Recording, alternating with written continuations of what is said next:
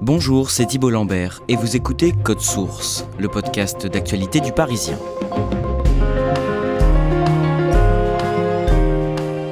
Le vendredi 16 octobre 2020, Samuel Paty, professeur d'histoire à Conflans-Sainte-Honorine dans les Yvelines, était assassiné sauvagement par un jeune terroriste islamiste qui sera tué quelques minutes plus tard par les forces de l'ordre.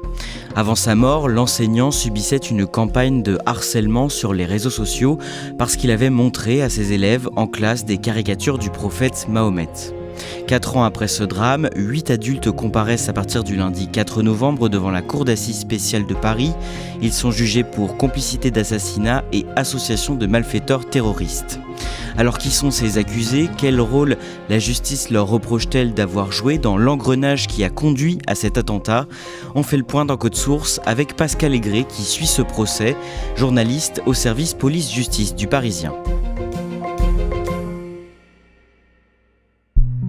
Pascal Aigret, entre le moment où Samuel Paty a montré des caricatures du prophète Mahomet publiées dans Charlie Hebdo à ses élèves de 4e dans le cadre d'un cours sur la liberté d'expression et son assassinat par un terroriste islamiste de 18 ans à la sortie des cours le 16 octobre 2020, il s'est passé 11 jours. Dans ce podcast, on a choisi de raconter le déroulé des faits qui ont conduit à ce drame tels qu'ils ont été établis par l'enquête judiciaire, en s'arrêtant à chaque fois sur le rôle présumé de chacun des adultes accusés et jugés dans cette affaire.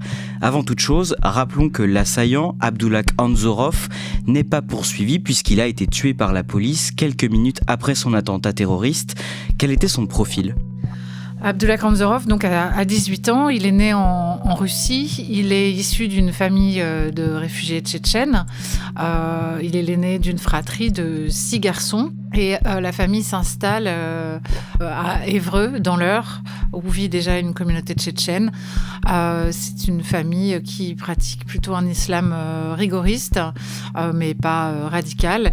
Et en fait, sa radicalisation, on pense qu'elle débute à l'été 2019, parce qu'à ce moment-là, il coupe un peu les ponts avec tous ses copains, notamment son ami de collège, son ami d'enfance, qui est l'un des accusés. Sa mère elle-même dit que son fils a commencé à prier 5 fois par jour de manière ultra stricte, qu'il n'écoutait plus de musique. Apparemment, il regardait à peine les femmes, même dans le rétroviseur de sa voiture. Il essayait de trouver un angle pour ne pas voir de femmes. Il est également connu comme quelqu'un de bagarreur. Et même à l'occasion de l'enterrement d'un de leurs copains qui a été tué par balle lors d'une rixe dans leur quartier, c'est un jeune tchétchène également, il se bagarre lors de cet enterrement.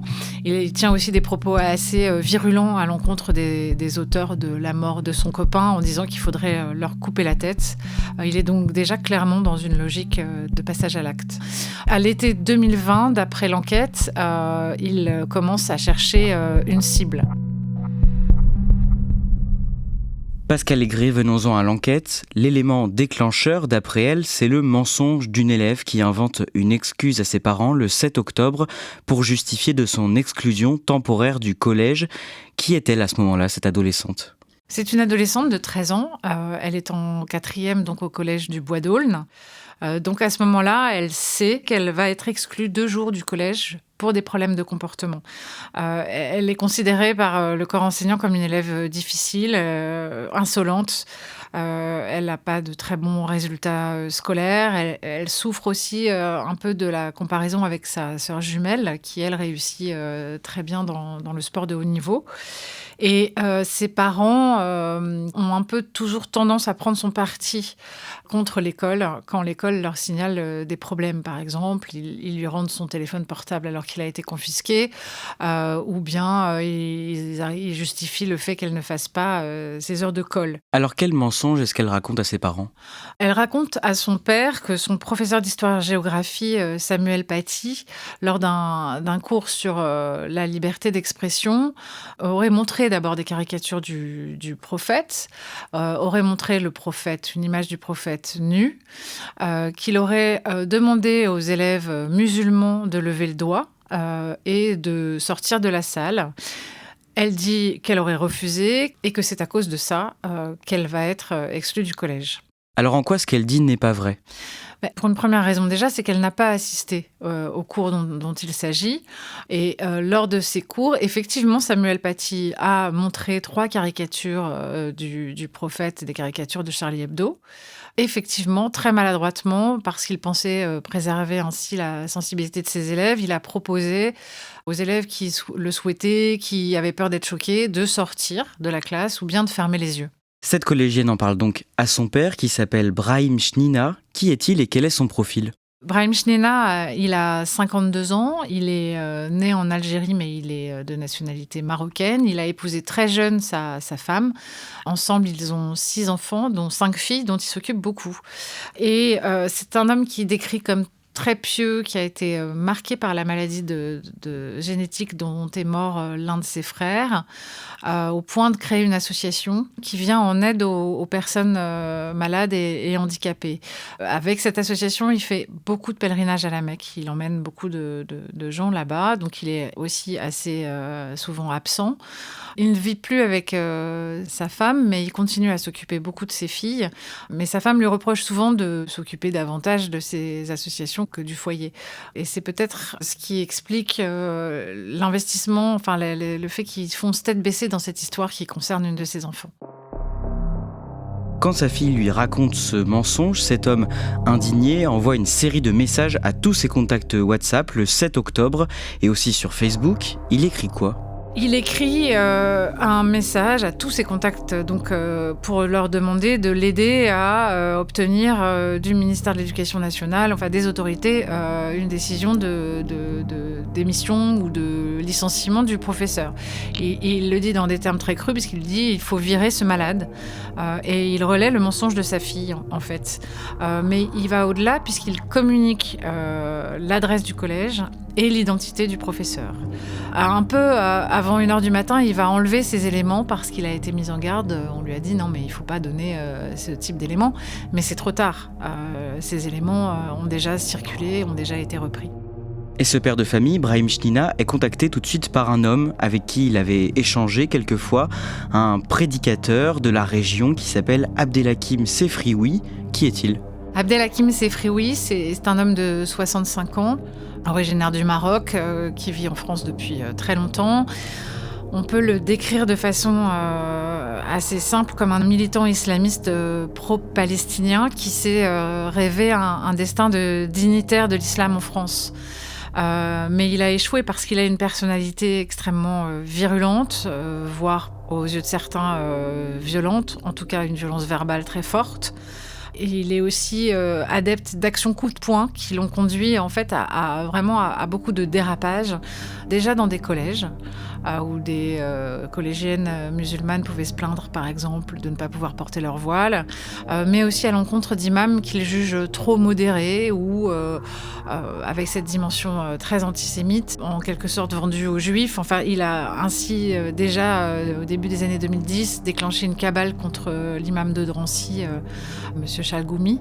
Donc voilà, c'est quelqu'un qui en fait se saisit de tout ce qu'il peut trouver, qui est également très présent sur les réseaux sociaux. Et là, il tombe sur la vidéo de Brahim Chnina. Il réagit immédiatement puisqu'il lui écrit tout de suite, sans chercher à vérifier la véracité de ce qui s'est passé.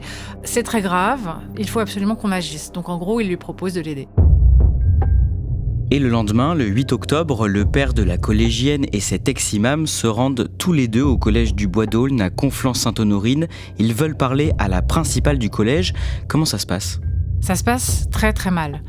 Déjà, à la loge, ils harcèlent la gardienne pour exiger d'être reçus par la principale du collège. C'est plutôt Abdelhakim Sefrioui qui mène la danse. Ils affirment notamment qu'ils auraient été mieux reçus et qu'ils n'attendraient pas s'ils étaient juifs, jusqu'à obtenir un rendez-vous avec la principale. Lors de cet entretien, ils demandent la mise à pied ou la démission, le licenciement du professeur Paty. Et surtout, ils n'écoutent pas ce qu'elle dit, elle. La principale leur explique les raisons de l'exclusion de la fille de Brahim Chnina, c'est-à-dire qu'elle dit vraiment que ce sont des problèmes de comportement, que ça n'est absolument pas lié à ce cours.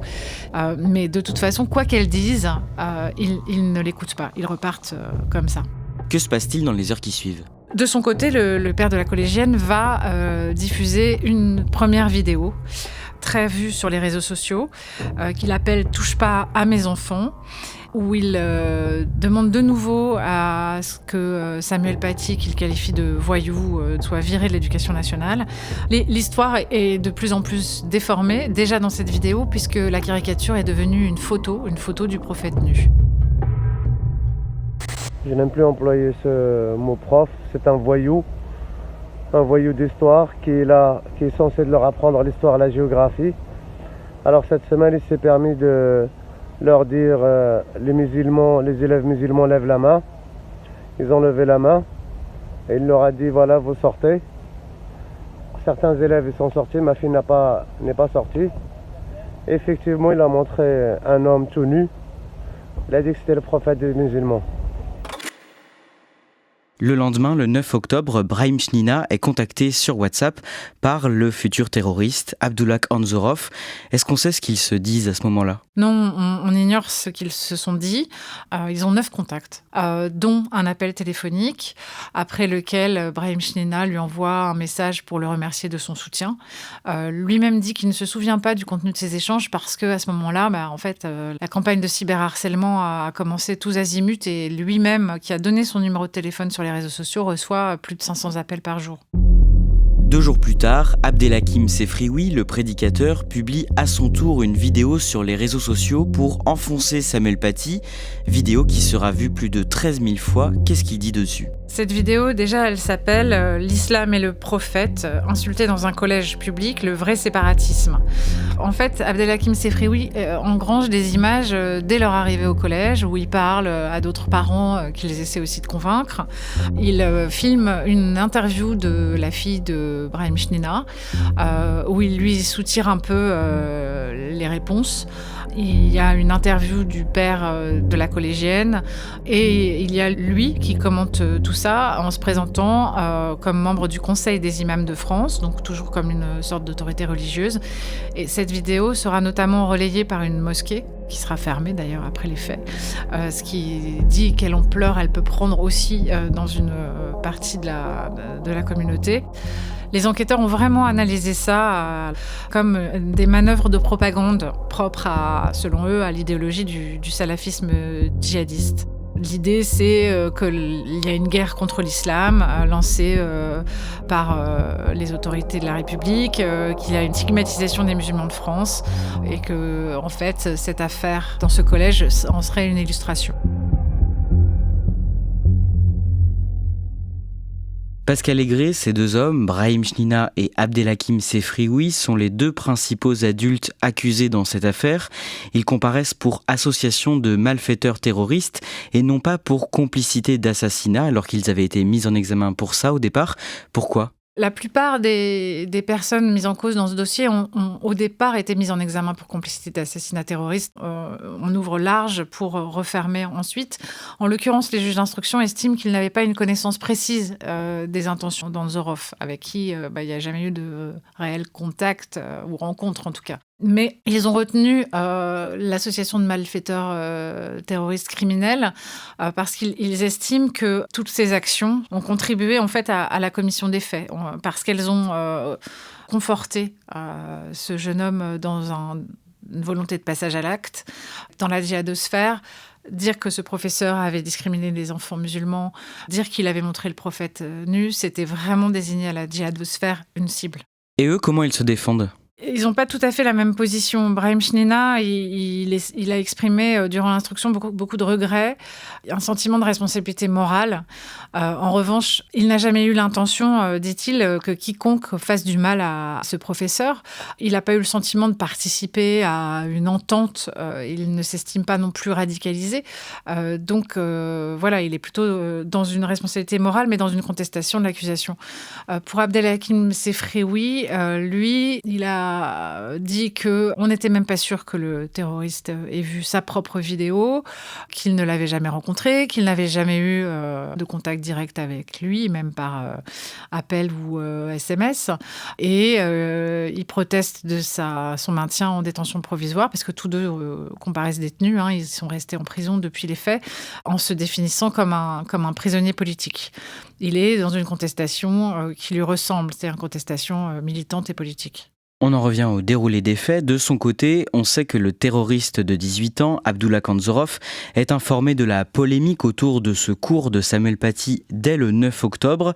Et dans le même temps, il discute sur les réseaux sociaux avec une femme identifiée comme appartenant à la mouvance islamiste, une certaine Priscilla Mangel. Qu'est-ce qu'on sait d'elle ? C'est une femme qui vit à Nîmes, qui est mère de 2 enfants, qui s'est convertie très tôt à l'islam, à l'âge de 16 ans.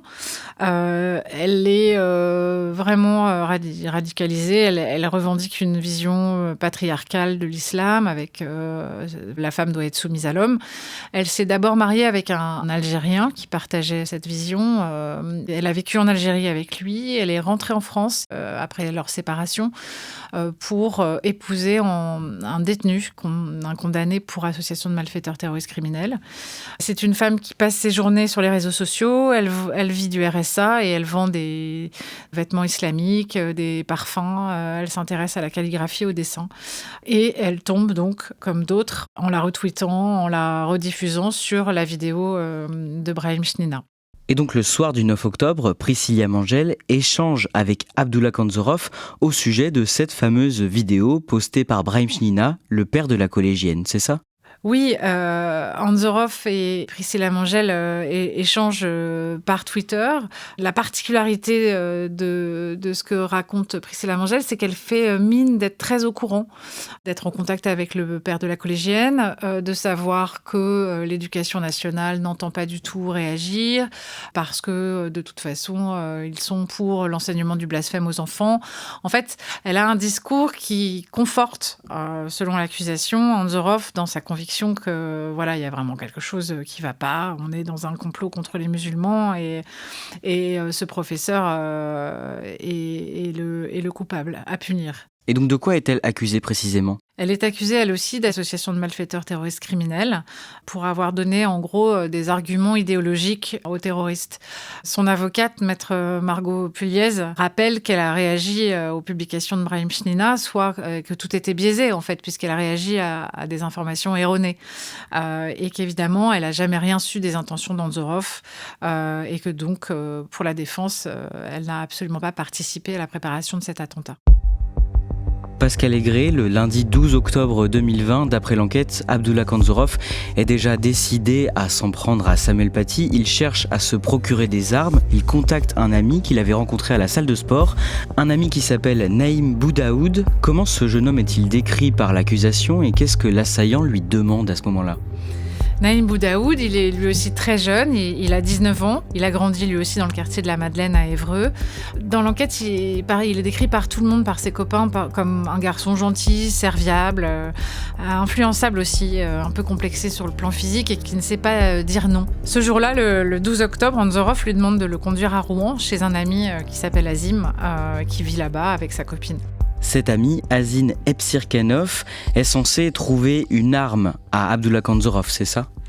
Et ce qu'il faut rappeler, c'est que Abdullah Kanzorov et cet Azim ont des liens très forts puisqu'ils sont issus de la même communauté, ils ont à peu près la même histoire familiale. Ils se sont rencontrés au collège. Et quand Kanzorov le sollicite, ils sont un peu en froid depuis 1 an et Epsirkanov pense que son copain revient vers lui, en fait. Il lui demande de trouver une arme puisqu'il y a eu cette histoire de jeunes tués dans le quartier parce qu'il craindrait des représailles. Il lui donne de l'argent pour ça, 800 €. Et Azim, lui, se dit qu'il va bien pouvoir gratter quelques billets, une petite commission au passage. Donc, il fait un peu semblant de répondre favorablement à son copain, alors qu'il sait très bien que ça va être difficile de trouver une arme. Le jeudi 15 octobre, Naïm Boudaoud conduit donc Abdullah Kanzorov d'Évreux jusque chez son ami à Rouen. Qu'est-ce que tous les trois font ensuite pendant cette journée ? Ils errent un peu à droite à gauche, ils vont avaler un McDo, faire un tour au musée. Kanzorov leur demande de s'arrêter à la mosquée pour une prière. Et puis à un moment donné, il va leur demander de l'accompagner dans un magasin. L'idée a dû germer dans sa tête et il leur dit « Mais en fait, je veux faire un beau cadeau à mon grand-père, je veux lui offrir un beau couteau. » Donc ils se retrouvent tous les trois dans cette coutellerie à donner leur avis sur le grand couteau que Kanzorov choisit. C'est aussi un couteau dont Kanzorov demande plusieurs fois s'il est bien aiguisé. Le lendemain, le vendredi 16 octobre, Naïm Boudaoud fait la route avec le tueur et il le dépose à proximité du lieu de l'attentat. Dès l'aube, Abdellah Kanzorov harcèle Naïm Boudaoud pour lui dire qu'il veut absolument qu'il le véhicule. Et Naïm Boudaoud finit par aller le chercher et puis il suit ses instructions. Alors ils vont d'abord à Cergy où Kanzorov achète 2 pistolets airsoft et des munitions, des billes. Il lui offre un des 2 pistolets en rigolant. Il lui dit « Tiens, c'est un cadeau avant que je meure ». Et ensuite, il lui demande de l'emmener à Mantes-la-Jolie. En réalité, dans le GPS, il inscrit l'adresse du collège du Bois d'Aulne à Conflans-Sainte-Honorine. Et c'est là que Naïm le dépose. Ses 2 amis, Naïm Boudaoud et Azim Ebsirkanov, sont considérés par l'accusation comme complices de l'assassinat de Samuel Paty. Oui, parce que de fait, ils ont apporté une aide et une assistance à l'auteur de l'attentat. L'accusation, elle considère que, quoi qu'il en soit, qu'ils ne pouvaient pas ignorer l'embrigadement idéologique. Et donc, d'une certaine manière, le type de projet que pouvaient nourrir leurs copains. Après, eux, en défense, contestent évidemment cette accusation parce qu'ils disent « mais jamais on n'aurait pu se douter, on n'a jamais eu connaissance du tout de ses intentions criminelles ». Pascal Aigret, la suite tragique de cette journée du 16 octobre 2020 est connue. Abdullah Kanzorov aborde des élèves à la sortie du collège du Bois d'Aulne. Il leur propose, contre de l'argent, de lui désigner Samuel Paty. Le terroriste ne leur dit pas qu'il a l'intention de le tuer, mais qu'il veut en gros lui faire honte, l'afficher sur les réseaux, peut-être le frapper. Quand l'enseignant quitte le collège, un peu après 16h30, Abdullah Kanzorov le suit dans une rue avant de le poignarder et de le décapiter. Il revendique ensuite son crime avec une photo de la tête de sa victime sur les réseaux sociaux et notamment sur plusieurs groupes Snapchat. La justice a passé au crible ces groupes Snapchat et parmi tous ceux qui en faisaient partie, 3 d'entre eux comparaissent devant la cour d'assises spéciale. Pour quelle raison ? Les membres de ces groupes, qui sont donc plutôt jeunes, eux-mêmes radicalisés, échangent donc tous ces contenus à connotation djihadiste. Mais l'enquête va montrer que s'ils approuvaient déjà les convictions d'Anzorov avant, ils ont aussi, semble-t-il, approuvé son acte terroriste, puisqu'ils ont envoyé qui des emojis, qui des hommages posthumes à Anzorov, ce qui, pour l'accusation, est la preuve de leur approbation en fait à son acte. Pascal Aigret, 3 ans après cet attentat qui a bouleversé la France, un premier procès s'est tenu au mois de décembre 2023 à Paris, celui des personnes mineures au moment des faits. 6 anciens collégiens sont jugés à huis clos par le tribunal pour enfants, dont la collégienne qui avait menti sur le cours de Samuel Paty et ses camarades qui ont montré le professeur au tueur. Quelles sont les peines prononcées à l'issue de l'audience ? Ces adolescents qui sont devenus de jeunes adultes ont été jugés comme des mineurs de 13-15 ans et sans qualification terroriste. Ils encouraient finalement 2 ans et demi de prison et ils ont été condamnés à des peines de 14 mois avec sursis probatoire et pour l'un à une peine de 6 mois ferme. Comment ont réagi les parties civiles à l'issue de ce procès et de ce verdict ? Les parties civiles, surtout la famille de Samuel Paty, a réagi assez mal en fait, en estimant que la gravité des faits n'avait pas été prise en compte. C'est aussi parce que pour eux, l'audience s'est avérée assez frustrante. Ils attendaient de ces collégiens qu'ils aient un peu pris davantage conscience de la gravité de ce qui s'était passé et ils ont eu le sentiment que les anciens collégiens n'avaient pas du tout abouti ce chemin-là. Et les parties civiles, qu'est-ce qu'elles espèrent cette fois-ci avec le procès des adultes ? Les parents de Samuel Paty accordent beaucoup d'importance aux hommages à leur fils parce qu'ils estiment que ça permet de perpétuer sa mémoire. Je pense que pour eux, ce procès est aussi un moment où la mémoire de leur fils va être rappelée, honorée, y compris le contenu de son cours. Au-delà de ça, ils en attendent des explications sur ce qui s'est passé. Pascal Aigret, cette audience devrait aussi revenir sur la façon dont Samuel Paty a vécu les 11 derniers jours de sa vie, isolé et aux abois. Ce qu'il faut savoir, c'est que Samuel Paty a fait le choix de continuer à travailler, à donner ses cours, dans une ambiance où la grande majorité de ses collègues le soutenaient et où de multiples démarches qui visaient à l'alerter, à le protéger, ont été faites par la principale du collège, dont les alertes sont étrangement restées sans effet. Il n'a jamais bénéficié de protection, par exemple, ni le collège d'ailleurs. Il a aussi dû s'expliquer à maintes reprises sur ce cours. Il est allé aussi porter plainte pour dénonciation calomnieuse au commissariat. Mais il a été gagné, comme ses collègues, par la peur, parce que la campagne de haine sur les réseaux sociaux, une forme de cyberharcèlement, avait vraiment pris une ampleur très, très forte, très importante. En fait, ce vendredi-là, on est à la veille des vacances scolaires de la Toussaint. Tout le monde espère que cette trêve va permettre à la situation de s'apaiser. C'est aussi une fin de journée où, contrairement au jour d'avant, aucun de ses collègues n'était disponible pour le raccompagner chez lui. Il avait été raccompagné par des collègues tous les jours précédents. Ce soir-là, personne ne peut, tout le monde part un peu en vacances. Et donc Samuel Paty part seul vers chez lui, il habite pas très loin. Ce que découvriront les enquêteurs, c'est que dans son sac, Samuel Paty avait caché un marteau.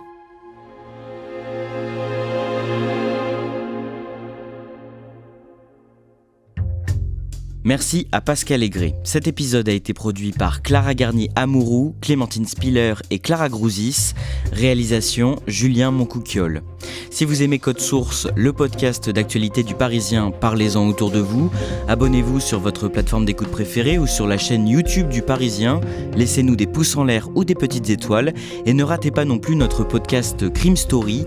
Chaque samedi, la journaliste Claudia Prolongeau raconte une nouvelle affaire criminelle avec le chef du service police-justice du Parisien, Damien Delseny.